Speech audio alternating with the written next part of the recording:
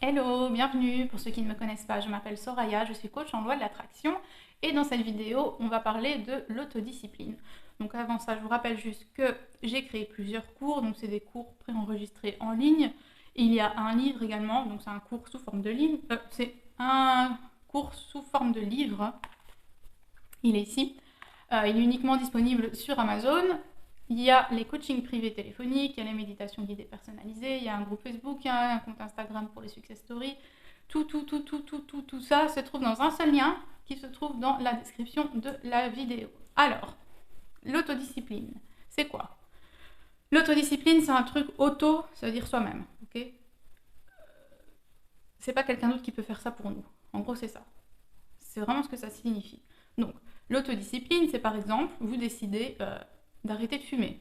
Est-ce que quelqu'un peut faire ça à votre place? Non. Ok? Vous décidez d'arrêter de manger de la viande. Est-ce que quelqu'un peut faire ça à votre place?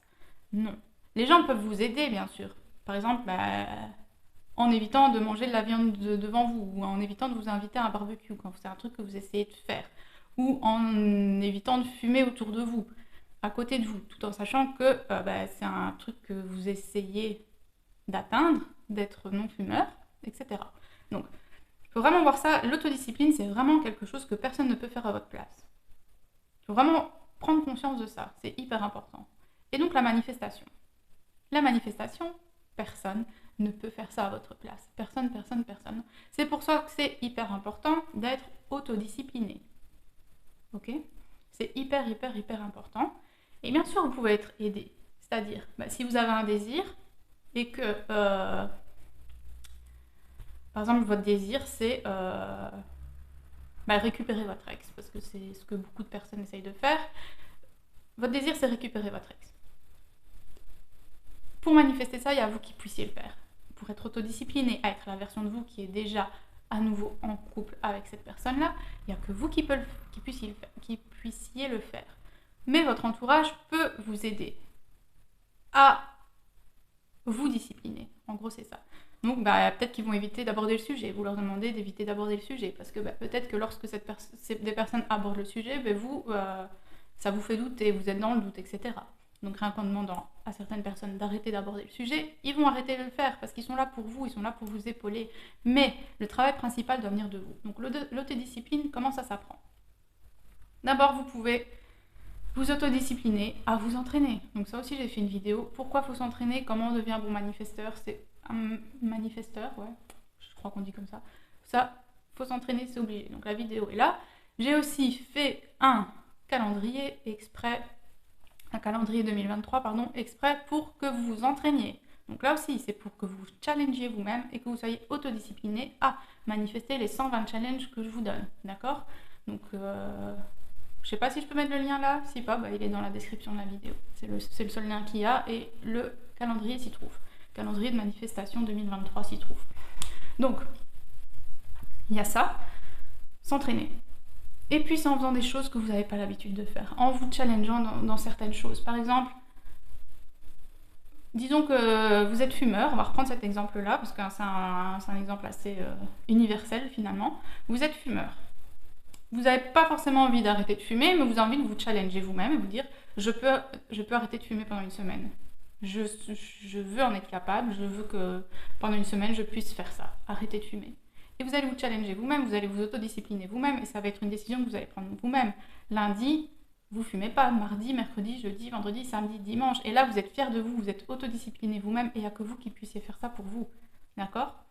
Après, le lundi d'après, vous reprenez, c'est pas grave, parce que votre désir profond, c'est pas de ne plus être fumeur, c'est d'être autodiscipliné, ok? Personne ne peut faire ça à votre place. L'autodiscipline, c'est vraiment hyper important parce que c'est quelque chose que personne ne fera à votre place. Et du coup, vous pouvez en vous vouloir qu'à vous-même, finalement, si les choses ne se manifestent pas comme vous voulez, ok? C'est parce que vous n'êtes pas assez autodiscipliné.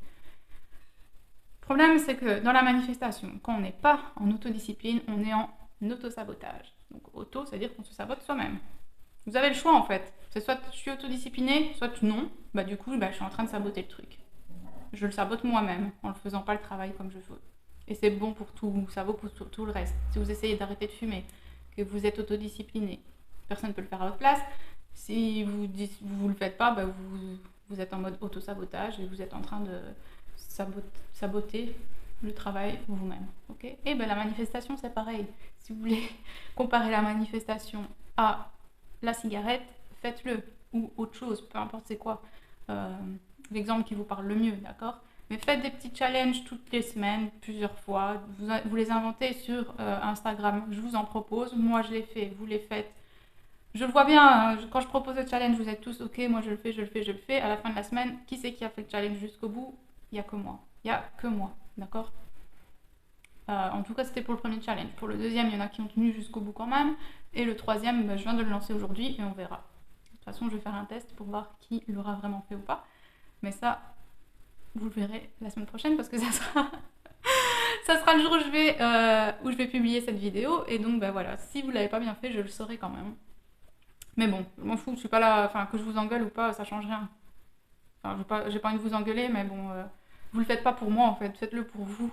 Faites-le vraiment pour vous, toutes vos manifestations, tous vos challenges, tout. Voilà. Après, c'est plus facile de se motiver en groupe, forcément, c'est pour ça que je le fais avec vous. Mais si finalement il y a que moi qui le fais, je m'en fous, je cherche pas votre motivation, moi. Ok? Je sais que je peux le faire pour moi-même. Donc voilà. J'espère que vous avez compris c'est quoi le principe et l'importance de l'autodiscipline. C'est ça. C'est le fait que personne ne peut faire le travail à votre place. Et vous savez aussi ce que ça veut dire? Ça veut dire que personne ne peut manifester dans votre réalité à part vous-même. D'accord? C'est ça que ça veut dire. Personne n'a de pouvoir dans votre réalité à part vous-même.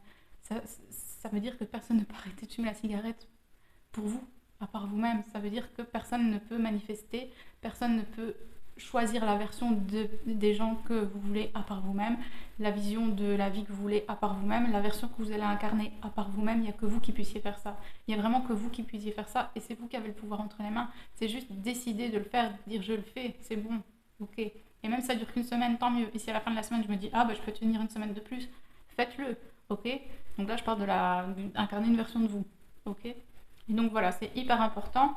Et au moins, vous comprenez enfin que les autres n'ont pas de libre arbitre dans votre réalité, qui n'ont aucun pouvoir dans votre réalité. Il n'y a que vous qui avez le pouvoir de décision, de discipline ou de sabotage, l'un comme l'autre, d'accord? C'est vraiment que vous. Tout ça, vous l'avez entre les mains. Il n'y a que vous qui l'avez entre les mains. Je ne peux pas vous donner ce pouvoir, vous ne pouvez pas me le prendre, ok? Et vous ne pouvez pas me le donner non plus. Et je ne peux pas vous le prendre non plus, d'accord? Donc s'il vous plaît, soyez bien conscients de ça, conscientisez le truc, réalisez à quel point c'est important l'autodiscipline et ce que ça veut vraiment dire. Ça veut seulement dire qu'il n'y a que vous qui avez le pouvoir et qu'il n'y a que vous qui puissiez changer les choses, d'accord? Grâce à votre mindset, parce que personne ne peut modifier votre mindset à votre place. Donc voilà. Pour vous aider, on a 50 000 trucs. Peut-être pas 50 000, mais au moins 50. D'accord? Des formules, des méditations guidées. Parce que ça aussi, même si c'est... Comment dire? C'est pas de l'autodiscipline dans le sens où c'est vous qui faites vraiment le travail. Mais vous devez être autodiscipliné pour garder le mindset que vous écoutez. Donc dans l'audio, c'est un audio avec une méditation guidée. Donc vous n'avez rien d'autre à faire que de l'écouter et de vous imaginer, faire ce qu'on vous dit, d'accord? Imaginez les scènes que Francesca vous amène à suivre afin que votre subconscient s'imprime avec cette réalité-là, d'accord? Donc c'est une technique plus passive qu'active, mais à côté de ça, si après, vos 15 minutes de méditation, les 10, 12, 13, 14, 15 heures de la journée où vous êtes éveillé, vous êtes totalement à l'opposé de la méditation, vous êtes en autosabotage les 3 quarts du temps. Enfin, même plus en fait. Les 3 quarts de votre journée, vous êtes en autosabotage. Le 1%, donc sur le 1% de votre journée, c'était la méditation guidée. Vous croyez vraiment qu'elle aura du pouvoir si tout le reste du temps, vous êtes en mode doute, en mode autosabotage en fait. Non. Vous devez garder le mindset qu'elle vous a fait ressentir pendant 15 minutes. Gardez-le avec vous et soyez autodiscipliné de garder ça avec vous, de le ressentir, de le développer, de le faire grandir en vous en fait. D'être la version de vous qui est ça en dehors de la méditation. C'est ça le but, c'est d'être en dehors de la méditation, la version de vous qui a déjà son désir. En gros, c'est ça. Donc, j'espère que vous avez compris. N'hésitez pas à cliquer sur le lien, à vous abonner, à partager, à commenter et à liker. Merci, bye bye.